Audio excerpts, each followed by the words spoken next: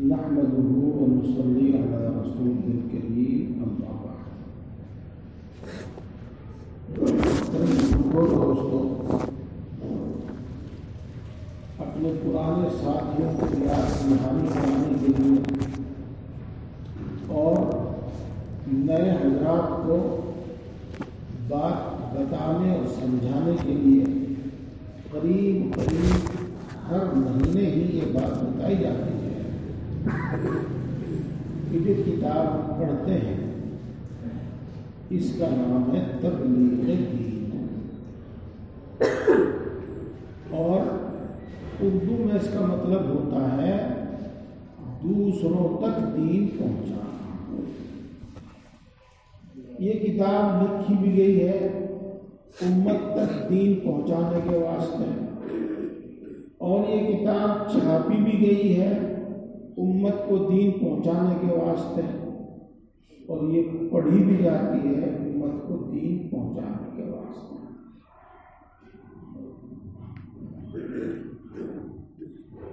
اس کتاب کا اصل نام 40 ہے، 40 باتیں امام غزالی علیہ الرحمہ کی لکھی ہوئی ہے، اور اس میں دین کی بڑی 40 باتیں لکھی ہیں۔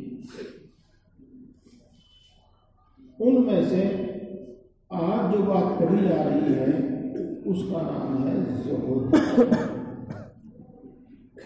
اور زہد یہ ایمان کی ایک صفت ہے، پکے سچے مسلمانوں کی ایک صفت ہے، اور اس کا مطلب یہ ہے کہ دنیا، مال، دولت، عہدہ، اولاد، جو بھی دنیا میں کام آنے والی چیز ہے، ان کی محبت مومن کے دل میں کم ہو، اور دین کی محبت، اعمال کی محبت، ایمان کی محبت یہ اس مومن کے نزدیک زیادہ، جس کو یوں کہہ سکتے ہیں کہ دین کے مقابلے میں دنیا اس کے نزدیک بے وقع ہے، جس کو یوں بھی کہہ سکتے ہیں کہ دنیا سے زیادہ دین کی طرف اس کی رغبت اور شوق، اور جب یہ جبھی ہوگا جب مال و دولت کی بے وقعتی اس کے دل میں ہوگی، اس کی نگاہ میں ہوگی۔ اسی سے متعلق حدیث پاک پڑھی گئی تھی۔ پچھلے مہینے تو میں نے کچھ کتاب میں سے پڑھ کر بات تفصیل سے سمجھائی تھی، آج میں صرف کتاب میں لکھا ہوا پڑھتا ہوں۔ زہد علم کا ثمرہ ہے اور شرع صدر کی علامت ہے۔ جس آدمی کو علم دین کا علم صحیح حاصل ہو جائے گا، صحیح علم دین کا علم دین کو وہ صحیح سمجھ لے گا، لازمی طور پر دنیا کی بے وقعتی اور دنیا سے بے رغبتی اس کے اندر پیدا ہو جائے گی۔ جب انسان کا دل ایمان اور اعمال پر مطمئن ہو جائے گا، اللہ کے احکام پر مطمئن ہو جائے گا، تو لازمی طور پر دنیا کی بے رغبتی، مال و دولت کی بے رغبتی، بے وقعتی اس کے دل میں پیدا ہو جائے گی۔ یہ مطلب ہے اس کا۔ اللہ تعالیٰ فرماتا ہے کہ اے محمد صلی اللہ علیہ وسلم، اس مال اور دولت کی طرف نظر اٹھا کر بھی نہ دیکھیے۔ ہم نے جو مال ہم نے کافروں کو دنیا کی زندگی کی جنس سے، دنیا کی زندگی کی قسم سے دے رکھا، کیونکہ اس مال دولت کے دینے سے مقصد ان کو آزمائش میں ڈالنا ہے، اور تمہارے پروردگار ہی کی عطا بہتر اور زیادہ پائیدار ہے۔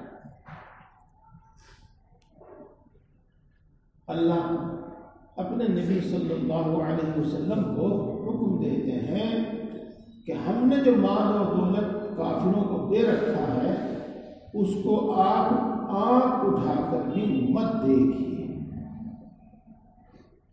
ہم نے مال و دولت ان کو ان کے خوش نصیب ہونے کی وجہ سے نہیں دیا، ان کے محبوب اور پیارا ہونے کی وجہ سے نہیں دیا. ہم نے مال و دولت ان کو آزمائش میں، فتنے میں، امتحان میں ڈالنے کی وجہ سے دیا. اور تمہارا رب اپنی طرف سے تم کو جو عطا کرتا ہے وہ زیادہ پائے گا. رب کیا عطا کرتا ہے؟ ایمان کامل. رب کیا عطا کرتا ہے؟ نیک اعمال کی رغبت اور شوق. رب کیا عطا کرتا ہے؟ گناہوں سے نفرت، برائی کو برائی سمجھنا. رب کیا عطا کرتا ہے؟ ان ایمان اور اعمال اور اخلاق پر اللہ نے جو وعدے کیے ہیں دنیا میں یا آخرت میں، رب وہ عطا کرتا ہے اور وہ زیادہ بہتر ہے، وہ زیادہ پائے گا. اور اسی طرح قارون کے قصے میں ارشاد ہے کہ قارون بن سمجھ کر ٹھاٹ کے ساتھ جلوس میں نکلا. بعض لوگوں کو یہ شان و شوکت دیکھ کر حرص ہوئی تو جن لوگوں کو اللہ کی طرف سے علم عطا کیا گیا تھا وہ کہنے لگے کہ افسوس تم اس ناپائیدار چیز کی حرص کرتے ہو. یاد رکھو اللہ تعالیٰ کا ثواب، اللہ تبارک و تعالیٰ نے جو وعدے کیے ہیں، جو انعام عطا فرمانے والا ہے، وہ ان سب سے بہت بہتر ہے. اس قصے سے معلوم ہوا کہ زہد علم کا ثمرہ ہے. اور رسول مقبول صلی اللہ علیہ وسلم فرماتے ہیں کہ جو شخص صبح اٹھتے ہی دنیا کے غم میں گرفتار ہو جاتا ہے، اللہ تعالیٰ اس کا دل پریشان کر دیتا ہے اور ملتا اسی قدر ہے جتنا اس کی تقدیر میں لکھا جا چکا ہے. اور جو شخص صبح اٹھتے ہی آخرت کی فکر میں لگ جاتا ہے، آخرت کی فکر میں لگ جانا، بس وہی جس کی ہر وقت اور ہمیشہ آپ کو دعوت دی جاتی ہے ایمان کامل حاصل کرنا، اعمال صالحہ کی پابندی کرنا، اللہ کی نافرمانی سے، معصیت سے، گناہ سے بچنا، یہی آخرت کی فکر. اور جو شخص صبح اٹھتے ہی آخرت کی فکر میں لگ جاتا ہے تو اللہ تعالیٰ اس کا دل مطمئن رکھتا ہے اور اس کی دنیا کی خود حفاظت فرماتا ہے. اس نیک بندے کا دل غنی کر دیتا ہے اور دنیا میں اتنی مرحمت فرماتا ہے کہ منہ پھیر لیتا ہے اس دنیا سے اور دنیا اس کے پیچھے بھاگی چلی آتی ہے. اللہ تعالیٰ ارشاد فرماتے ہیں کہ اللہ جس کو ہدایت دینا چاہتا ہے اس کا شرع صدر کر دیتا ہے، اس کا سینہ کھول دیتا ہے. اس کی تفصیل جناب رسول مقبول صلی اللہ علیہ وسلم نے اس طرح بیان فرمائی ہے کہ اس کے دل میں ایک نور داخل فرما دیتا ہے جس سے اس کا سینہ کھل جاتا ہے. صحابہ رضی اللہ تعالی عنہم اجمعین نے دریافت کیا، یا رسول اللہ صلی اللہ علیہ وسلم اس کی علامت کیا ہے؟ شرع صدر کی یہ سینے کے کھل جانے کی پہچان کیا ہے؟ آپ صلی اللہ علیہ وسلم نے فرمایا کہ دنیا سے بے رغبتی اور دین کی طرف توجہ اور موت سے پہلے موت کا انتظام کرنا، یہ شرع صدر اور دل کے کشادہ ہونے، کھل جانے کی علامت ہے. اور میرے دوستو اسی کو زہد کہتے ہیں. میں پھر دوبارہ پڑھتا ہوں. آپ صلی اللہ علیہ وسلم نے فرمایا کہ دنیا سے بے رغبتی اور دین کی طرف توجہ اور موت آنے سے پہلے ہی موت کا انتظام کرنا، موت کی فکر جس کو کہہ لیجیے گا، آخرت کی فکر جس کو کہہ لیجیے گا، یہ شرع صدر کی خاص رسول اللہ صلی اللہ علیہ وسلم فرماتے ہیں کہ جس کو اللہ تعالیٰ زاہد بنا دیتا ہے، یعنی جس کے دل میں دنیا کی بے رغبتی ہوتی ہے، اللہ تعالیٰ جس کے دل میں دنیا کی بے رغبتی پیدا کرتا ہے اس کے دل میں حکمت ڈال دیتا ہے۔ حکمت کا القاء فرماتا ہے، حکمت ڈال دیتا ہے اور دنیا کی بیماری اور علاج سے آگاہ کر دیتا ہے۔ اس کے دل میں دانائی اور سمجھداری کی باتیں ڈالتا ہے۔ اور یہ جو دنیا ہے، دنیا جس کی محبت ہر خطا کی جڑ ہے، اس کا بیماری ہونا بھی اس کو سمجھا دیتا ہے اور اس کا علاج بھی اس کو سمجھا دیتا ہے۔ اور اس دنیا فانی سے باہر نکال کر دار السلام یعنی جنت میں پہنچا دیتا ہے۔ دوبارہ سنیے اس بات کو۔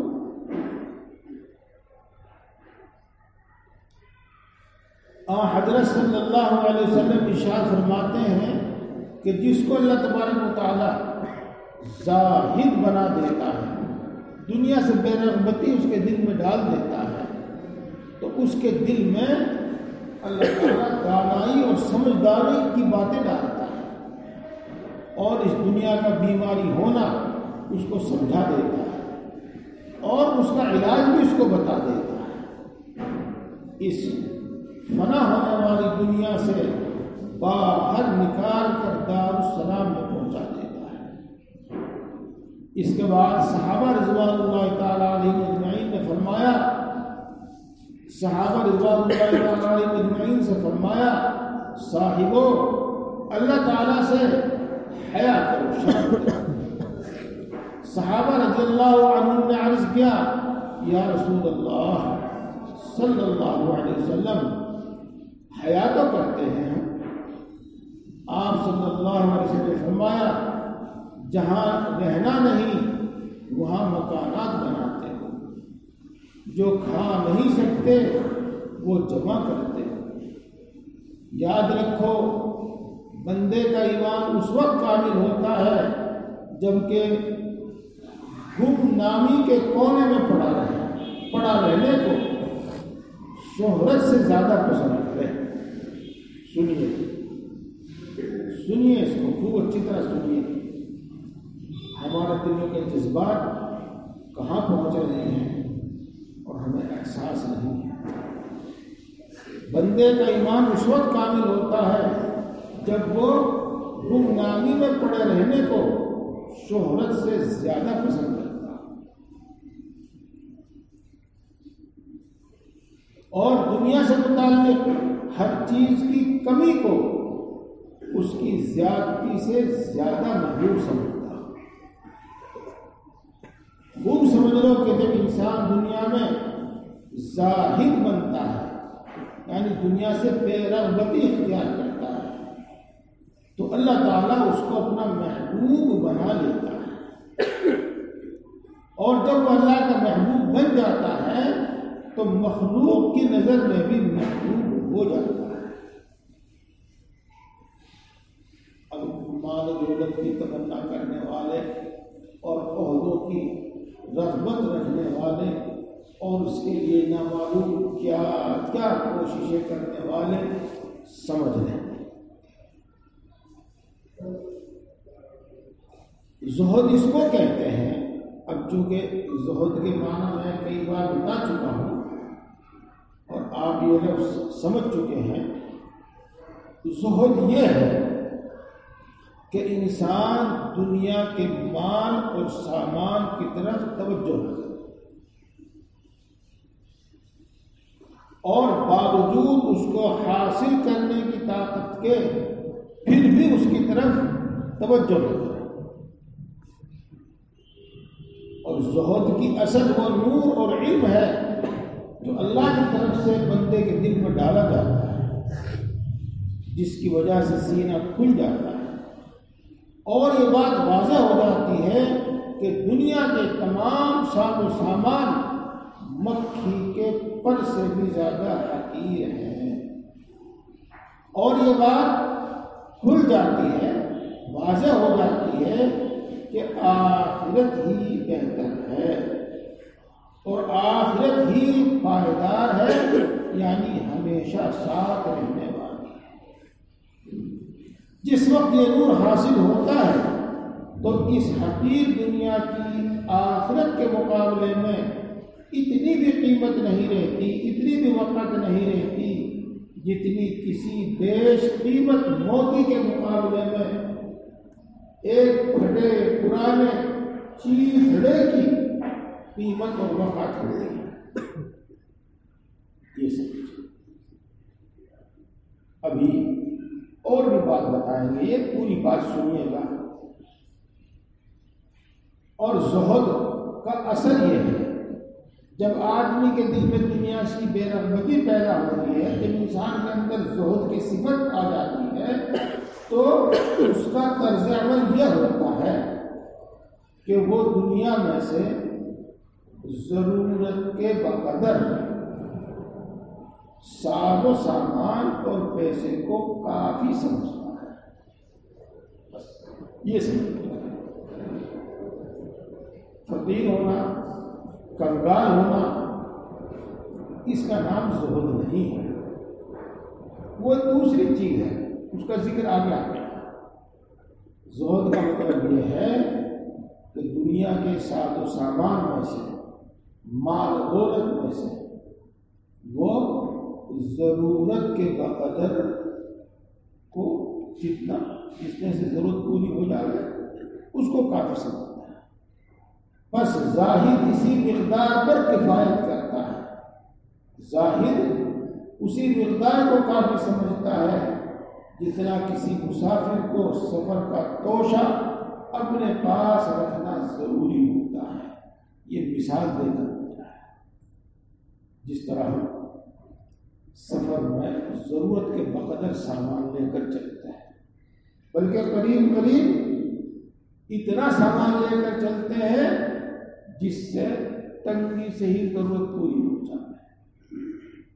چونکہ اس سامان کو اپنے ساتھ رکھنا، کبھی خود اٹھانا، کبھی کلی سے اٹھوانا، اور کیا کیا اس جھگڑے سے بچنے کے واسطے آدمی، اس الجھن سے بچنے کے واسطے آدمی بس تھوڑا سا سامان رکھنا ہی پسند کرتا ہے۔ اسی کو ہم کہتے ہیں کہ وہ دنیا میں ضرورت کے بقدر ہی سامان رکھنا پسند کرتا ہے۔ امید ہے کہ بات سمجھ میں آ رہی ہے۔ یہ جملہ میں نے خاص طور سے اس لیے بولا ہے کہ ہمارے بعض بھائی کبھی تو علماء کو سامنے رکھ کر، کبھی مشائخ کو سامنے رکھ کر اعتراض کرنے لگتے ہیں کہ دیکھو جی کیا اتنی گاڑیاں ہیں، دیکھو جی کیا ایسا مکان ہے، دیکھو جی ان کے تو فرنیچر ایسا ہے۔ پوری سب دیکھو، ہر آدمی کی ضرورت الگ الگ ہوتی ہے، الگ الگ، اور اس کو سمجھنا چاہیے، اور اسی کے واسطے شیخ مقرر کیا جاتا ہے کہ میں کیا کروں، میں کیا کروں، کس طرح کروں۔ وہ ضروری سامان جس کی ہر شخص کو احتیاج ہے، جس کی ہر شخص کو ضرورت ہے، نمبر 1 کھانا ہے، ہر ایک کو اس کی ضرورت ہے۔ نمبر 2 لباس ہے، کپڑا ہے۔ نمبر 3 گھر کا ضرورت کا سامان ہے۔ تو کھانے کو اس کو میسر ہو، پہننے کو اس کو میسر ہو، سواری اس کو میسر ہو، اور اسی طریقے سے گھر میں جو ضرورت کے سامان ہوتے ہیں وہ اس کو میسر ہو، بس وہ اسی کو کافی سمجھتا ہے۔ دوستو، یہ بات میں آج پھر کہہ رہا ہوں، اگرچہ میں کہتا رہتا ہوں، صرف ترغیب اور فضائل سن کر عمل نہیں کر سکتا، اس کے بعد پھر ہمیں یہ بھی سمجھنا ہوتا ہے کہ جس کی ہمیں ترغیب دی گئی ہے اس پر کس طرح عمل کرنا ہے۔ اب آپ زہد کو خوب اچھی طرح سمجھو اور پھر اس پر عمل ہوگا. اب سنو، کوئی بھی کمال ہو اس میں 3 درجے ہوتے ہیں، ایک اعلیٰ درجے کا، ایک ادنا درجے کا اور ایک درجہ. 3 درجے ہر چیز میں. تو زہد میں بھی 3 درجے، ایک اعلیٰ درجے کا زہد اور ایک ادنا درجے کا زہد اور ایک درمیانی درجے کا زہد. ایک اعلیٰ قسم کی دنیا سے بے رغبتی اور ایک ادنا قسم کی بے رغبتی اور ایک درمیانی قسم کی بے رغبتی. اور جیسا جس کا زہد ہوگا ایسا ہی اس کا زندگی کا سامان ہوگا، زندگی گزارنے کا سامان ہوگا. کھانے میں زہد کے مرتبے، کھانے میں زہد کے درجے.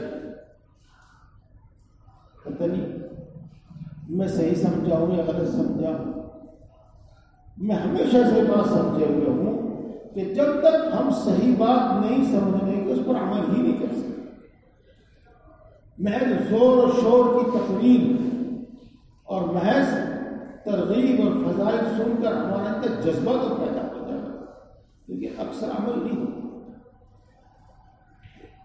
جس درجے کا زہد ہوگا اسی درجے کے سامان پر وہ کفایت کرے گا، اپنے آپ کی کام.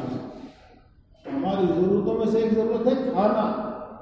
اب زاہد کا کھانا کتنا ہوتا ہے اور زاہد کا کھانا کیسا ہوتا ہے؟ سن رہے بات آپ؟ کھانے کی ضرورت پوری کرنے میں 3 درجے ہیں. 3 درجے ہیں. ایک، کتنی مدت میں کھانا کھانا ہے، یعنی وہ دن میں کئی بار کھانا کھانا ہے. اور ایک مقدار، یعنی کتنا کھانا کھانا ہے.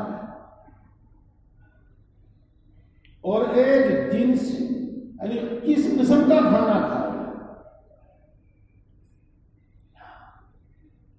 زہد جس کے بارے میں آپ سن رہے ہو، اگر ہم زہد اختیار کریں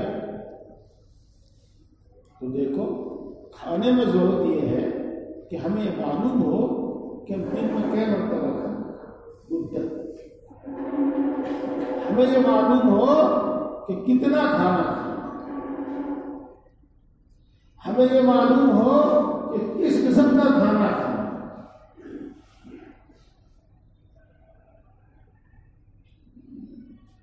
اعلیٰ درجے کا زہد تو یہ ہے کہ صرف ایک وقت کے کھانے کو کافی سمجھ لو.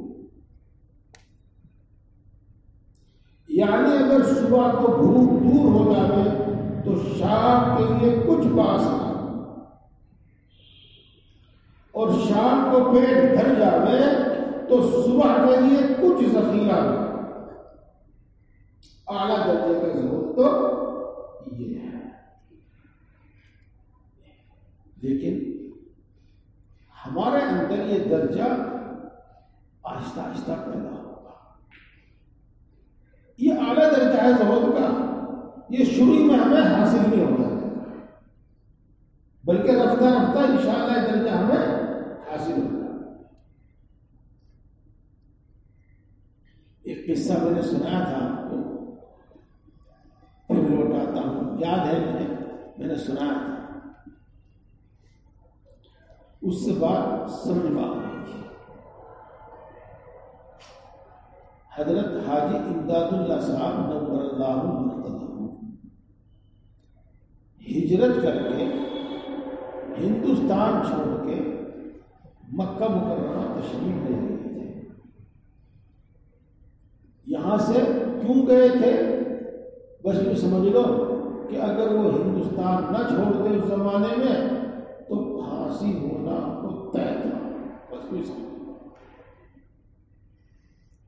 تو 1857 میں جو ہندوستانیوں نے جنگ آزادی لڑی تھی، اس میں شاملی میں جو جنگ آزادی لڑی گئی تھی یا وہ تھانہ میں جو لڑی گئی تھی، وہ اس کے سپہ سالار تھے، وہ اس کے روح رواں تھے۔ خیر، اب یہاں بھی ان کے پاس کوئی اتنی بڑی دولت نہیں تھی، اور جو بھی کچھ تھا وہیں چھوڑ کر چلے گئے تھے، اور مکے میں بھی کوئی ان کو جانتا نہیں تھا۔ تو کھانے پینے کا کوئی سامان، کوئی صورت نہیں ہوتی تھی، لیکن انہوں نے عہد کیا تھا کہ میں اللہ کے سوا کسی سے فریاد نہیں کروں گا، اللہ کے سوا کسی سے فریاد نہیں کروں گا۔ کئی دن کے بھوکے تھے، اس کو تو بتایا نہیں جاتا، اگر کس سبب کہیں بیان کیا گیا ہو تو بہرحال میں نے اس طرح کی بات نہیں سنی۔ البتہ اتنی کمزوری آ گئی کہ جب وہ حرم شریف میں نماز پڑھنے کے لیے گئے تو بے ہوش ہو کر گر گئے۔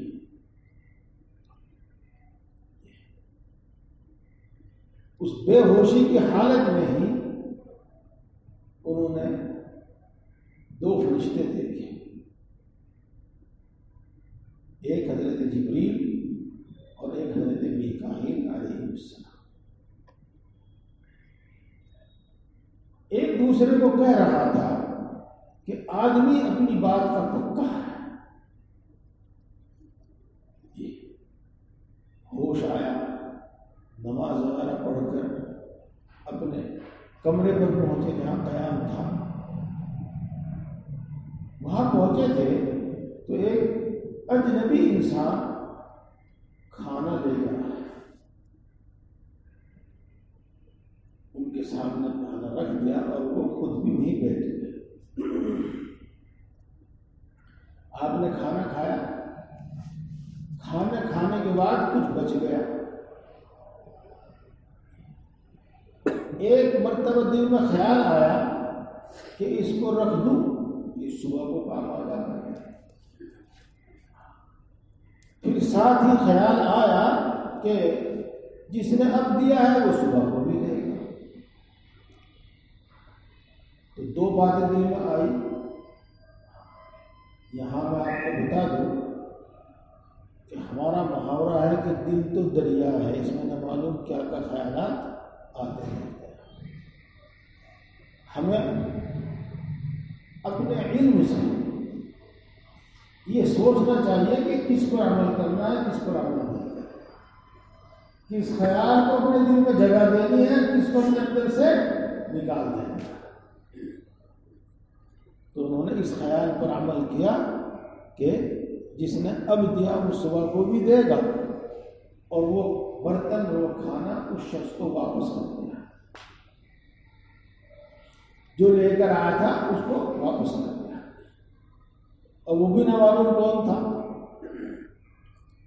جب برتن کھانا اس کے ہاتھ میں گیا تو اس نے کہا کہ اگر صبح کے واسطے بچا کر رکھ لیتے تو ہمیشہ تنگی میں رہتے، اگر پہلے خیال پر عمل کر لیتے تو ہمیشہ تنگی میں رہتے۔ بہرحال میرے بھائیوں، زہد کا اعلیٰ درجہ تو یہ ہے کہ آدمی کو صبح کو میسر آ جائے تو شام کے لیے بچا کر نہ رکھے، اور شام کو میسر آ جائے تو صبح کے لیے بچا کر نہ رکھے۔ یہاں میں ایک بات اور بتا دوں اور پھر اس سے متعلق ایک قصہ بھی سناؤں گا۔ ایک شخص تو وہ ہے جس کے ساتھ صرف اپنی جان ہے، بیوی نہیں، بچے نہیں، ماں نہیں، باپ نہیں، کسی کی ذمہ داری اس پر، وہ اگر ایسا کرے تو درست ہے۔ جس کے ساتھ بیوی بچے ہیں یا ماں باپ ہیں، یا مثلاً بھائی کی بہن کی کوئی ذمہ داری ہے کسی کی، اس کے واسطے درست ہے۔ اس کے واسطے یہ ضروری ہے کہ ان کے واسطے سامان کھانے کا پہننے کا جو بھی کچھ ہے وہ موجود اور مہیا رکھے، اپنا خود کچھ بھی کرے۔ پہلے تو میں خود رسول اللہ صلی اللہ علیہ وسلم ہی کی حدیث پاک سناتا ہوں۔ جب خیبر فتح ہو گیا اور رسول اللہ صلی اللہ علیہ وسلم کے حصے میں کچھ باغ اور کچھ زمین آئی تھی، ان کی پیداوار آپ کو ملتی تھی، تو آپ اپنی تمام بیویوں کو، تمام ازواج مطہرات کو سال بھر کا خرچہ ایک ہی مرتبہ دے دیا کرتے تھے۔ سال بھر کا کہہ لو، آج کی اصطلاح میں کہہ لو، سال بھر کا اناج جو بھی کچھ ہوتا تھا وہ ایک دم دے دیا کرتے تھے کہ اپنا کھاؤ۔ دیکھو اگر اس طرح سے سال بھر کا اناج یا سال بھر کے لیے کھانے پینے کا سامان رکھنا زہد کے خلاف ہوتا تو رسول اللہ صلی اللہ علیہ وسلم ایسا کبھی نہ کرتے، بلکہ بیویوں کا حق ضروری تھا، فرض تھا، اس کو ادا کرنے کے واسطے سال بھر کا ان کو پہلے ہی دے دیا کرتے تھے۔ اب وہ اس کو مہینے میں خرچ کر دیں یا سال بھر تک چلانا، وہ ان کی مرضی۔ اب میں وہ کیا کرتی تھی اس کو نہیں بتاتا، اور رسول اللہ صلی اللہ علیہ وسلم کا اپنی ذات کے متعلق کیا عمل تھا؟ آپ گھر تشریف لے جاتے، صبح کو پوچھتے کہ کچھ کھانے کو ہے، تو کچھ ہوتا تو پیش کر دیا جاتا، اور نہ ہوتا تو کہتے کہ کچھ نہیں ہے، کہتے چلو اب ہم نے روزے کی نیت کر لیا، روزہ ہے۔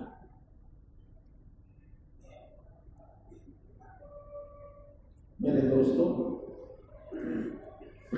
میں اس قسم کی بات بیان کر کے بعض لوگ جو کہتے رہتے ہیں، سنتے رہتے ہیں، ہم وہ دماغ میں آ جاتی ہے کہ وہ بات نہ آپ کے دل میں آ گئی،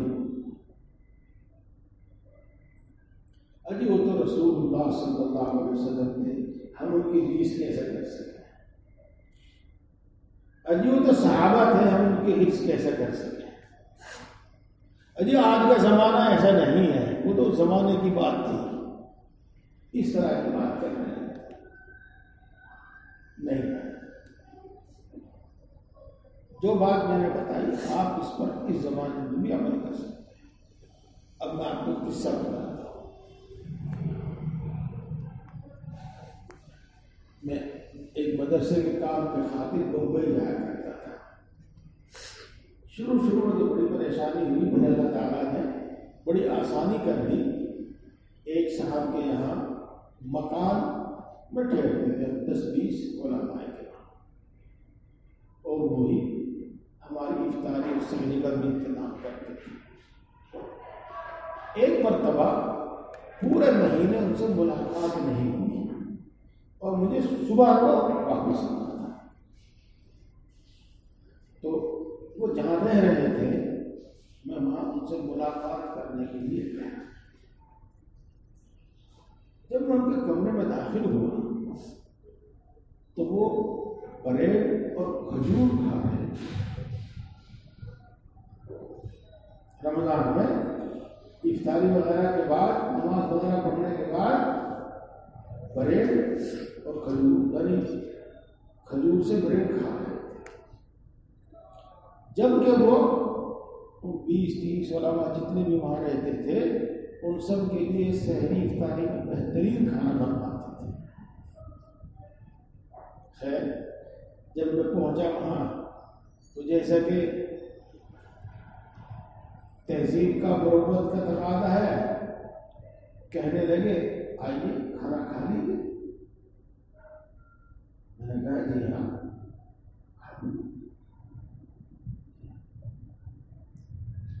تو وہ کہنے لگے کہ ذرا آپ ٹھہر جائیں، ذرا آپ ٹھہر جائیں، بیٹھ جائیں۔ چلو ٹھیک ہے، بیٹھے۔ تو کچھ ہی دیر کے بعد بہت عمدہ کھانا، بنا ہوا بھی، بریانی بھی، فلاں بھی، وہ لا کر سامنے پیش کیا۔ انداز یہ ہوتا ہے کہ وہ اسی وقت انہوں نے ہوٹل سے منگایا۔ دیکھو دوستو، اور وہ امیر کبیر آدمی تھا، امیر کبیر آدمی تھا۔ تو یہ بات میں بتا رہا ہوں، ایک اپنی ذات کے ساتھ برتاؤ، اور ایک ہے وہ جن کا ہمارے ذمہ حق ہے۔ ہمارے اندر زہد کی صفت پیدا ہو گئی، ہمارے واسطے یہ ناگوار نہیں ہے، ہم تو خوشی خوشی بریڈ اور کھجور کھا رہے ہیں، اور ہماری بیوی، ہمارے بچوں یا ماں باپ، بہن بھائی جن کی ہمارے ان کے اندر یہ صفت پیدا نہیں ہوئی، تو اس کو تو اپنے اوپر ظلم سمجھیں گے نہیں۔ ان کو وہ کھلاؤ جو کھلانا چاہتے، آپ ایک وقت کھاؤ، ٹھیک۔ اعلیٰ درجہ جو زہد کا یہ ہے کہ صرف ایک وقت کھانے پر قناعت کرے، یعنی اگر صبح کو بھوک رفع ہو جائے تو شام کے لیے کچھ نہ پاس ہو، اور شام کو پیٹ بھر جائے تو صبح کے لیے کچھ ذخیرہ ہو۔ اور اوسط درجہ یہ ہے کہ مہینے بھر 40 دن کی خوراک مہیا ہو، ایک مہینے کی یہ 40 دن کی خوراک مہیا ہو، اس سے زیادہ کی پرواہ نہ ہو۔ اپنے لیے کھانے پینے کے سامان کا ذخیرہ اتنا رکھے جو ایک مہینے کے لیے کافی ہو، یا 40 دن کے لیے کافی ہو۔ یہ بھی زہد کا ایک درجہ ہے، درمیانی درجہ۔ بھائی سمجھ میں آ رہی بات؟ میں بار بار بڑے دل سوزی کے ساتھ کہتا ہوں، جب تک سمجھیں گے نہیں، دھواں دھار تقریر سن کے اثر تو ہوگا، عمل نہیں ہو سکتا۔ اعلیٰ درجہ تو یہ ہے کہ بس جو ملا کھا لیا، اگلے وقت کے لیے ہے ہی نہیں۔ اور درمیانی درجہ یہ ہے کہ ایک مہینے کے لیے یا 40 دن کے لیے اپنے پاس ذخیرہ رکھیں، جی۔ اور ادنا درجہ یہ ہے کہ صرف سال بھر کا ذخیرہ اپنے پاس جمع کر کے رکھے، اور سال بھر سے زیادہ کا سامان جمع کرنا یہ زہد کے خلاف ہے۔ اب دیکھو، آ جاؤ آپ، اگر ہم قناعت کے ساتھ ایک سال کا سامان اپنے پاس رکھیں تو بھی ہم زاہد ہی ہیں، تو بھی زہد کی صفت ہمیں حاصل ہے۔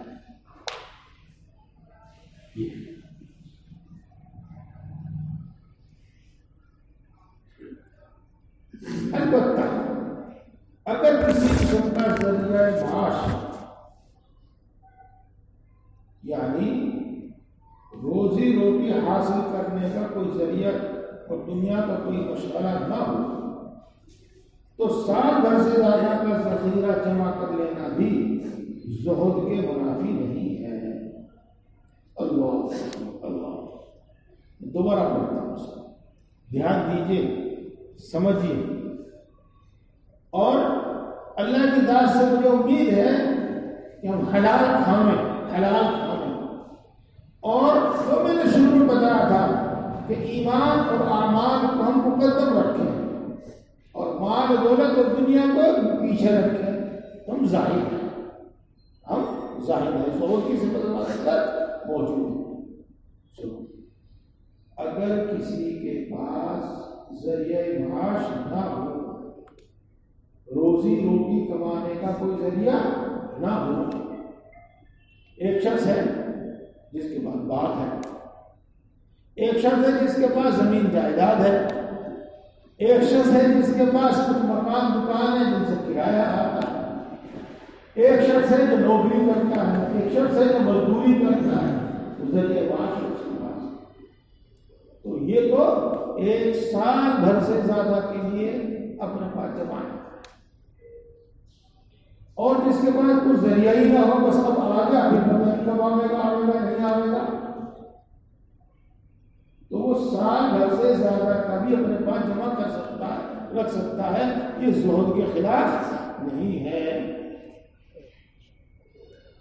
دیکھو اب ہم میں سے اکثر و بیشتر زہد کی صفت ہے، بشرطے کہ وہی بات ہے جو میں بتا رہا ہوں کہ مال و دولت کو ہم ایمان اور اعمال پر مقدم نہ رکھیں بلکہ پیچھے رکھیں۔ البتہ اگر کسی قسم کا ذریعہ معاش روزی روٹی حاصل کرنے کا ذریعہ نہ ہو، کوئی مشغلہ نہ ہو، تو سال بھر سے زیادہ کا ذخیرہ جمع کر لینا بھی زہد کے خلاف نہیں ہے۔ چنانچہ شیخ داؤد طائی رحمۃ اللہ علیہ کے پاس 20 درہم تھے، جس پر شیخ نے کامل 20 سال قناعت کی تھی۔ چونکہ ان کا کوئی ذریعہ معاش نہ تھا، اس لیے 20 سال کا ذخیرہ جمع رکھنا زہد کے خلاف نہیں تھا۔ داؤد طائی بہت بڑے بزرگ تھے، بہت بڑے بزرگ تھے۔ اس بات کو آپ کس طرح سمجھیں کہ ان کے پاس 20 درہم تھے، 20 درہم۔ درہم کوئی زیادہ بڑا سکہ نہیں ہوتا، اور ان کا سال بھر کا خرچ 1 درہم تھا۔ ان کا سال بھر کا خرچہ 1 درہم تھا۔ تو اگر وہ 1 سال بھر کا ذخیرہ اپنے پاس رکھتے تو 1 درہم رکھ لینا کافی تھا، لیکن انہوں نے 20 کے 20 درہم اپنے پاس رکھے، تو گویا کہ 20 سال کا خرچ انہوں نے پہلے ہی اپنے پاس رکھ دیا۔ اب دیکھو میرے بھائی، دیکھو یہ باتیں تو ہیں بتائی جا رہی ہیں، ہم ان کو دوسرے الفاظ میں بتا دیتے ہیں، ہم ان کو دوسرے الفاظ میں بتا دیتے ہیں۔ حلال کماؤ، حلال کمانے کے ساتھ مال کا جو حق اللہ نے مقرر کیا ہے وہ ادا کر دو۔ کیا؟ زکوٰۃ دے دو، صدقہ فطر ادا کر دو، قربانی ہے قربانی کر دو۔ اسی طریقے سے جہاں دین کی یا کسی انسان کی واقعی ضرورت آپ کے سامنے آئے، اپنی ہمت و وسعت کے مطابق کچھ دے دو۔ پھر جو آپ کے پاس ہے اس کو جمع کرو، پھر جو آپ کے پاس ہے اس کو جمع کرو۔ یہ تو ہوگی مدت کی بات ہے۔ اب آپ سمجھیے، مقدار کے اعتبار سے بھی زہد کے 3 درجے ہیں۔ کتنی مقدار ہونی چاہیے؟ کیا وقت ہوا؟ 25 منٹ 25 کو نہیں چھوڑتے ہیں، بات ابھی درمیان میں ہی ہے۔ جو بات اب سنی ہے اس وقت وہ سنی ہے، اس کو یاد رکھیو۔ اگلی بات آگے کی بات اگلے مہینے بتائیں گے، اور انشاءاللہ اس کا بھی خلاصہ بتا دیں گے، جس سے یہ بات بھی ذہن نشین ہو جائے۔ دین کو خوب سمجھو، دین کو سمجھنے کے بعد عمل دشوار نہیں ہے، عمل دشوار نہیں۔ دین کو سمجھو اور شیخ کی رہنمائی میں مجاہدے کے ساتھ عمل کرنا سیکھو۔ جب آپ شیخ کی رہنمائی میں کچھ دن مجاہدہ کر کے عمل کرنا سیکھ لیں گے تو دین اتنا آسان ہو جائے گا، اتنا آسان ہو جائے گا۔ جس طریقے سے کھانے پینے کی رغبت ہوتی ہے، سونے کی رغبت ہوتی ہے، اس طرح انشاءاللہ عزیز دینی اعمال کی رغبت ہوگی۔ اور جس طریقے سے پاخانے پیشاب گندی چیزوں سے نفرت ہوتی ہے، انشاءاللہ معاصی سے، گناہوں سے اس طرح کی نفرت ہوگی۔ شکوہ اس کا ہے، شکایت اس کی ہے کہ نام آوری جہاں ہوتی ہو، چاہے وہ دین کا کام ہو چاہے دنیا کا کام ہو، 1 دن کے لیے 10 دن کے لیے کام چھوڑ دے، اور جہاں نام آوری نہ ہو وہاں 1 دن خالی کرنا، 1 دن نکالنا بھی دشوار ہے۔ بس دین سیکھو، شیخ کی رہنمائی میں اس پر عمل کرنا سیکھو، دین آسان۔ اللہ تعالیٰ توفیق عطا فرمائے۔